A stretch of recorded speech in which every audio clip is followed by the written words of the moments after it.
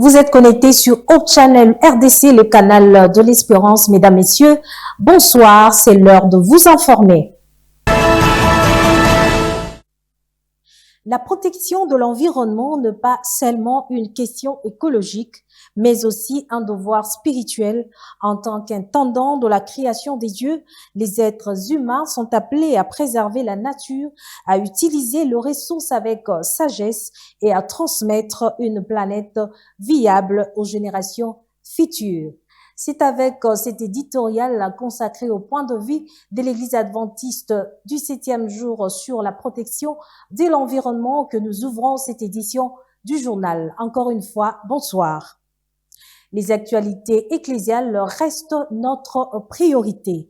La campagne d'évangélisation animée par le pasteur Dr Grégoire Mbaya s'est clôturée avec succès dans le Kasaï de Kamwesha à Lunyeka le samedi 18 juillet dernier. Grâce à la puissance de la parole des dieux, plus de 1000 personnes ont choisi de donner leur vie au Seigneur Jésus-Christ par le baptême. La mission se poursuit désormais à Chibala, dans la ville de Kananga, où d'autres âmes sont invitées à découvrir l'espérance en Jésus-Christ.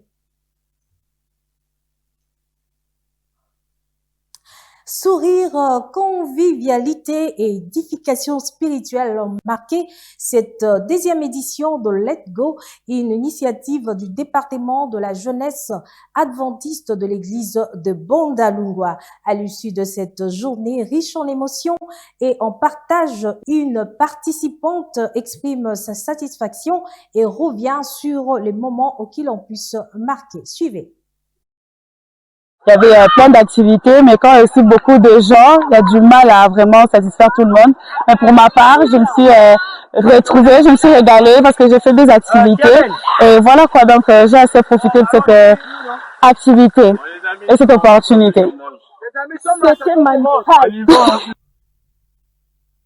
Changeons de chapitre à présent. Déterminé à faire de la salubrité une priorité nationale, le président de la République, Félix Antoine Tshisekedi Tshilombo, s'est rendu à Njili pour lancer et superviser les opérations d'assainissement de la capitale. Cette initiative portée par une task force coordonnée par le service national traduit la volonté des autorités de restaurer la discipline civique et d'inscrire Kinshasa dans une dynamique durable de développement. Suivez.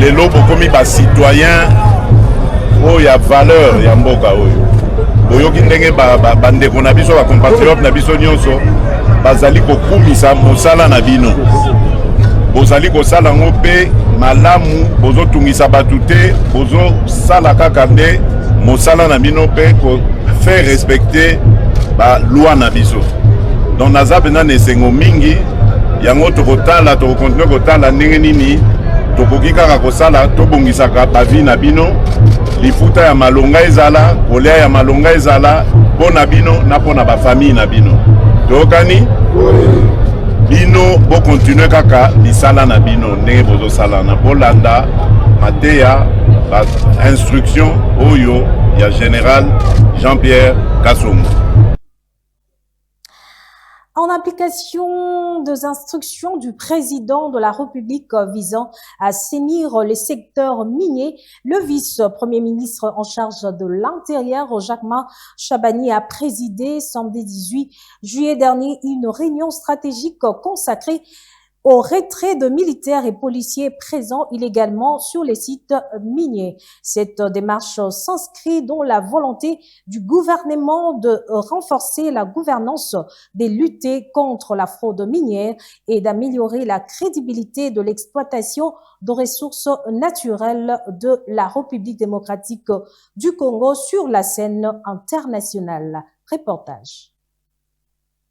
Instructions données par le chef de l'État lors du dernier conseil de ministres où effectivement il était question de voir comment on peut faire que tous ceux des hommes en armes qui sont illégalement sur les sites miniers puissent sortir de ces sites. Et plusieurs propositions ont été faites à ce sujet. Et donc, nous sommes en train de pouvoir voir comment d'abord élaborer une cartographie qui existe déjà, mais qui va être beaucoup plus approfondie. Et cette cartographie devrait relever les sites querellés sur lesquels effectivement se trouvent ces militaires qui ne sont pas invités, tout en sachant qu'il y a d'autres militaires, d'autres policiers qui sont requis par les détenteurs de certains droits miniers. Et on ne parle pas de ceux-là, on parle vraiment de ceux qui ne sont pas invités, qui se trouvent sur ces sites. Une cartographie va être déposée très rapidement ici. Et en ce moment-là, on pourra voir avec l'état-major, et aussi bien au niveau de la police qu'au niveau de l'armée, comment est-ce que des instructions vont être données aux commandants sur terrain pour faire sortir tous ces militaires et tous ces policiers de ces sites. Ça, c'est un premier point. Un deuxième point a consisté à évaluer la feuille de route qui avait été établie à un certain moment et de voir comment est-ce qu'on avançait. Sur cette feuille de route, un point important concernait la société minière RMC, pour laquelle effectivement il y a eu une mission de terrain qui avait été faite. Et cette mission a constaté qu'il y avait un problème concernant les titulaires du titre. Et au niveau aussi de la justice, cette question a été prise en charge. Et nous sommes en train de voir comment est-ce qu'elle va atterrir pour remettre celui qui a droit à ce titre dans ses droits. On a relevé beaucoup de faits aussi concernant les entités de traitement qui aujourd'hui reçoivent les minéraux qu'ils traitent qui proviennent des sources qui ne sont pas tracées. Ces choses sont connues. Donc c'est un tout petit peu ça qui a été à la base de cette réunion, de cette discussion. Nous allons progresser, vous revenir effectivement sur cette... À Kinshasa, le ministre de la Justice et garde de sceaux de la République démocratique du Congo, Guillaume Mongefa, a inauguré samedi 18 dernier un nouveau pavillon destiné aux audiences publiques à la prison militaire de Ndolo. La cérémonie a également été marquée par la remise d'équipements modernes destinés à renforcer la sécurité et à poursuivre la modernisation de cet établissement pénitentiaire militaire. Parmi les matériels remis figurent 4 véhicules dont une ambulance, 46 caméras de surveillance ainsi qu'un portique de détection de métaux à haute sensibilité. Suivez. La modernisation de la prison de Ndolo traduit cette volonté de passer d'une logique de gestion traditionnelle à une administration pénitentiaire professionnelle structurée autour de 5 axes. Le pavillon inauguré ce jour constitue également un symbole fort, celui d'un État qui investit dans ses institutions et qui respecte la dignité humaine et qui renforce les capacités de ses services publics.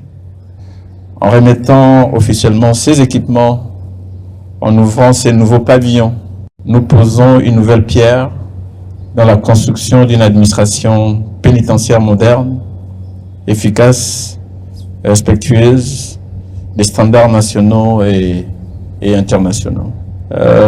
L'exercice d'aujourd'hui fait partie de nos priorités, d'avoir des prisons intelligentes.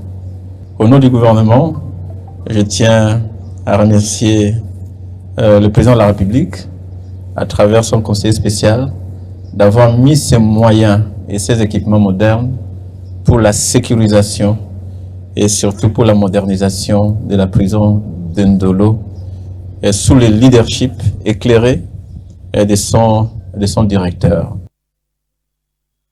Dans les secteurs d'infrastructure, John Banza, le ministre chargé de l'infrastructure, travaux publics et reconstruction, a lancé ce lundi 20 juillet le projet Génie, marquant une nouvelle étape dans la gestion du réseau routier national. Cette initiative met fin aux réparations ponctuelles pour privilégier un entretien basé sur les niveaux de service où les entreprises seront désormais évaluées sur la qualité, la durabilité et la performance des ouvrages réalisés. Suivez cet élément.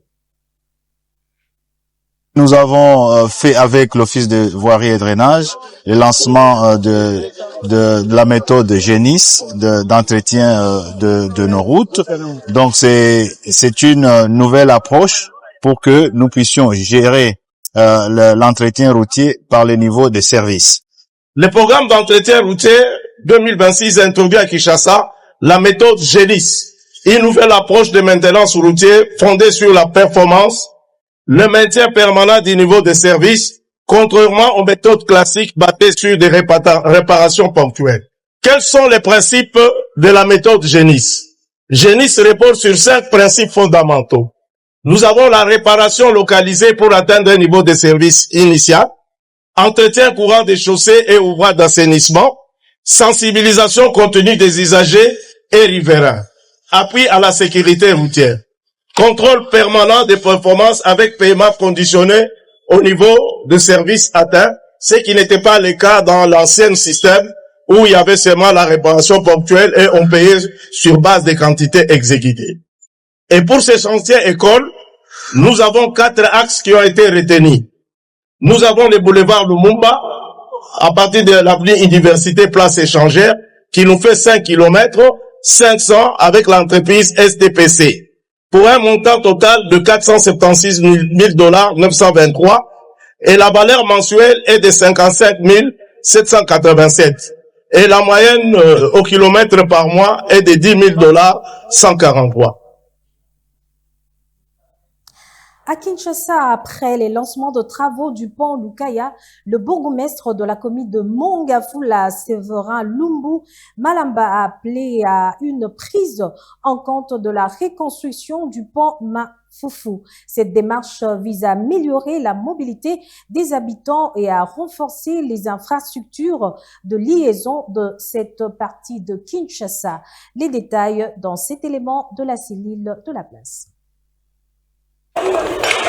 L'avenue de la Paix, littéralement coupée en deux au niveau de la rivière Lukaya, a entraîné l'enclavement de plus de 5 quartiers de Mongafula, compliquant fortement les liaisons avec les communes de Kisanso et de Matete. Une catastrophe provoquée par les pluies diluviennes de mai 2025 qui plongent depuis les populations riveraines dans des grandes difficultés au quotidien.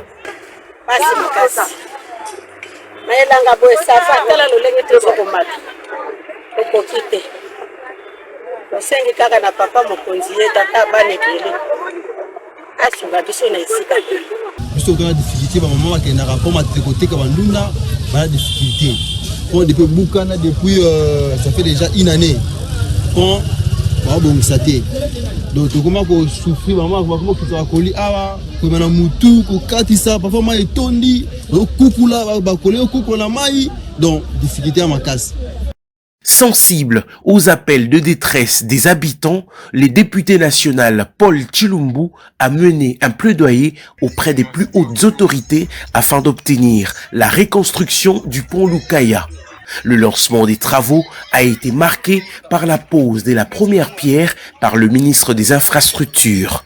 Et voilà, nous terminons ici par une œuvre importante que le président Félix-Antoine Tshisekedi Tshilombo vient d'offrir au pays, il vient d'offrir à la population de Kinshasa la construction d'un pont moderne sur la rivière Lukaya.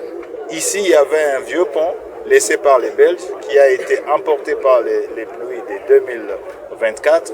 Maintenant, le président Félix-Antoine Tshisekedi Tshilombo vient de prendre ça en charge et nous aurons un pont ultra moderne ici après 8 mois seulement des travaux. Dans la continuité de ces démarches, le bourgmestre de Mongafula, Séverin Lumbu Malamba, a à son tour saisi les responsables de l'Office des voiries et drainage OVD sur l'urgence d'intervenir sur un autre pont stratégique aujourd'hui dans un état de délabrement avancé. Nous remercions son Excellence, Monsieur le Président de la République, Félix-Antoine Tshisekedi, qui a voulu que ce pont soit jeté. Et il a effectivement répondu aux cris d'alarme, de détresse de nos mamans, de nos élèves, de nos parents et de toute la population de Mongafula. Je viens de parler à son Excellence, Monsieur le ministre des ITPR, pour le pont Mafufu. Vous savez que ce pont-là aussi a connu un sérieux problème. Les gens ne peuvent plus aller de gauche à droite. Et séance tenante, son Excellence, Monsieur le ministre des ITPR a donné les injonctions au DG de l'OVD pour que les études puissent commencer afin que ces ponts aussi puissent être pris en charge. L'avenue de la Paix constitue un axe stratégique reliant la route poids lourd aux rocades de Kinshasa. Elle assure également la desserte vers la prison de Luzumu et le territoire de Kazangulu.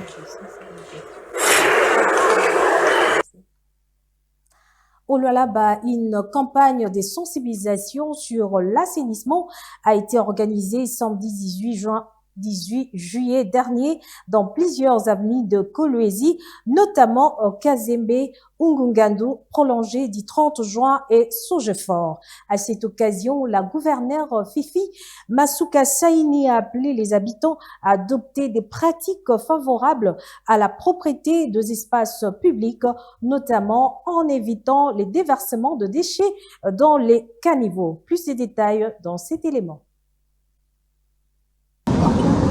Samedi 18 juillet 2026, week-end non de repos, mais d'intense travail pédagogique pour la gouverneure du Lualaba.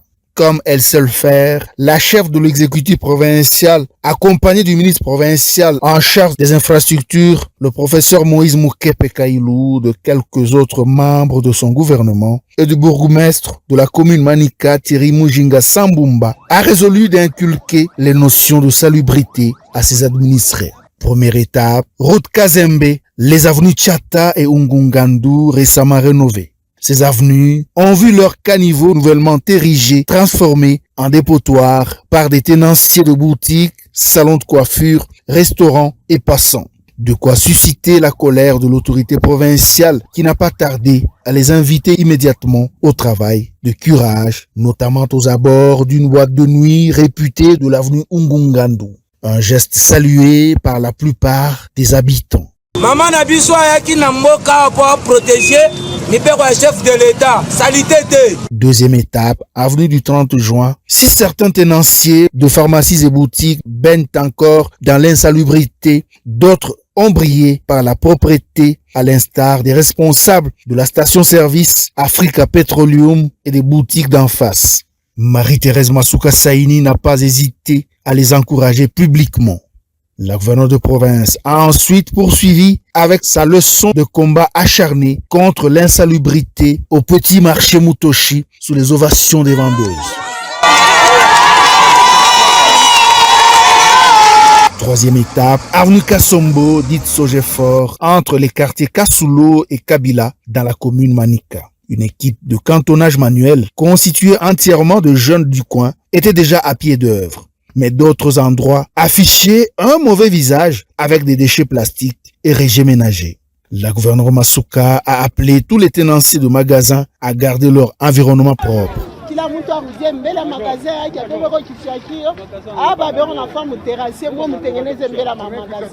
Deux centres de santé de fortune, abritant même des maternités aux allures de véritables miroirs, n'ont pas échappé à la vigilance et à la clairvoyance de l'autorité provinciale. Affectée par leur précarité et en sa qualité de représentante du magistrat suprême en province, Marie-Thérèse Masuka a ordonné l'interpellation immédiate de leurs responsables en attendant la clarification de leur situation juridique. Non loin de là, l'unique femme gouverneure de la RDC s'est arrêtée devant la propreté et la beauté du complexe scolaire Joyce 2026. Elle a invité les autres opérateurs du secteur éducatif à suivre cet exemple. Les travaux d'asphaltage continuent, même à l'intérieur de ce quartier. Nous voulons sensibiliser avant que le pire n'arrive. Aujourd'hui, je suis venue avec le ministre. Demain, les ministres viendront demain. Ceux qui aiment la province du Lualaba, ils investissent, ils arrangent des vents. Et ça, c'est ce que nous aimons. Avant de quitter la contrée, puisant dans son instinct de pragmatisme, la chef de l'exécutif provincial a procédé à la remise d'outils de cantonnage manuel à l'équipe de jeunes trouvés sur place. Ils n'ont pas manqué de mots pour jeter des fleurs au chef de l'État, Félix Antoine Tshisekedi Tshilombo, initiateur du processus de changement d'image en cours au Lualaba, et à leur gouverneur. En Ituri, le gouvernement renforce les capacités du système sanitaire provincial. 10 nouvelles ambulances ont été remises dimanche 19 juillet dernier pour améliorer les transports et la prise en charge de patients dans les cadres de la riposte contre la maladie à virus Ebola. Cette dotation s'ajoute aux actions déjà menées et notamment le déploiement des 190 motos, l'opérationnalisation d'un laboratoire et la construction d'infrastructures sanitaires pour garantir des soins plus accessibles et durables à la population. Plus de détails dans cet élément.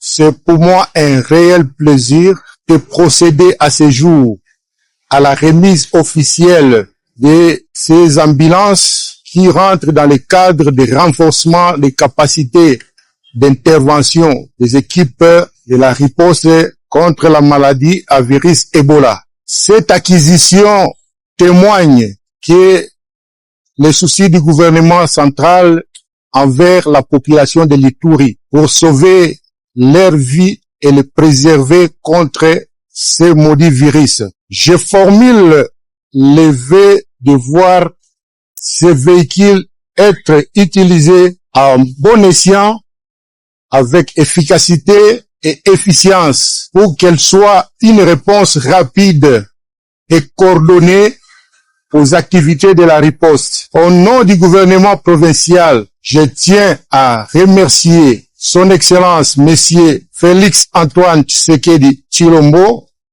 président de la République, chef de l'État, garant de la souveraineté, commandant suprême des forces armées, la République démocratique du Congo et de la police nationale, et commandant des task forces de riposte contre la maladie à virus Ebola, qui a rendu cette remise possible en ce jour. Que vive la province de l'Ituri et ses habitants, que vive le président de la République et la République démocratique du Congo. C'est la fin de cette édition du journal, mesdames, messieurs. Merci de l'avoir suivi. Restez connectés sur Hope Channel RDC, le canal de l'espérance. Bonsoir chez vous.